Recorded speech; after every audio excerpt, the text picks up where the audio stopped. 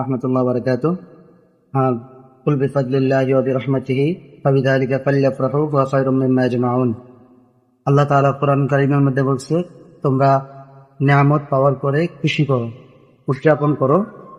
তাই আমরা সকল নিয়ামতের নিয়ামত নবী রাহমাতাল লিল আলামিনকে পেয়ে আমরা ঈদে মিলাদুন নবী সাল্লাল্লাহু আলাইহি ওয়াসাল্লাম খুশিতে পালন করি, লাইটিং করি, আনন্দ করি, মাহফিল করি, মিলাদ করি, আবার খাই। এবং এই আনন্দ মুমিনের আনন্দ, এই আনন্দ কাউকে বোঝানো যাবে না যে এটা এত মনের আনন্দ যে ঈদে মিলাদুন নবী পালন করে হৃদয়ে ভরে যায়। এই আনন্দ কাউকে বোঝানো যাবে না। আমরা যে যেখানে আছি প্রতিটা ঘরে ঈদে মিলাদুন নবী উপলক্ষে আমরা মিলাদে মুস্তাফা পড়ব, আমরা দোয়া করব, রাসূলের জন্ম বৃত্তান্ত নিয়ে আলোচনা করব, মিলাদে মুস্তাফা প্রতি ঘরে ঘরে আমরা মিলাদ শরীফ পড়ব। আল্লাহ যেন আমাদেরকে মিলাদে মুস্তাফা নবীর ঈদে মিলাদুন নবী সাল্লাল্লাহু আলাইহি ওয়াসাল্লাম উপলক্ষে আমাদেরকে উদযাপন করার তৌফিক দান করেন। আল্লাহ পাক আমাদেরকে কবুল করুন।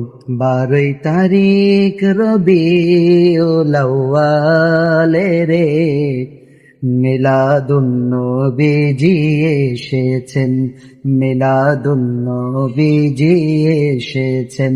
12 তারিখ রবিউল আউয়াল রে মিলাদুন নবীজি এসেছেন, মিলাদুন নবীজি এসেছেন। তোমারি জন্মের খুশিতে আকাশের তারা মনে হয় আসবে দুনিয়ায়, শুধু যে দেখিতে তোমায়। রহমত বরকত নিয়া যে আসিল রে মিলাদুন নবীজি এসেছেন, মিলাদুন নবীজি এসেছেন। আসুন আমরা সবাই মিলাদুন নবী উপলক্ষে আমরা প্রতি ঘরে ঘরে মিলাদে মুস্তাফা পড়ি, আমরা প্রতি ঘরে ঘরে নবীর ঈদে মিলাদুন নবী পালন করি। আল্লাহ পাক আমাদেরকে নবীর মহব্বতে ইমানদার বানিয়ে আল্লাহ পাক আমাদেরকে কবুল করুক। আমিন। আসসালামু আলাইকুম ওয়া রাহমাতুল্লাহি ওয়া বারাকাতুহু।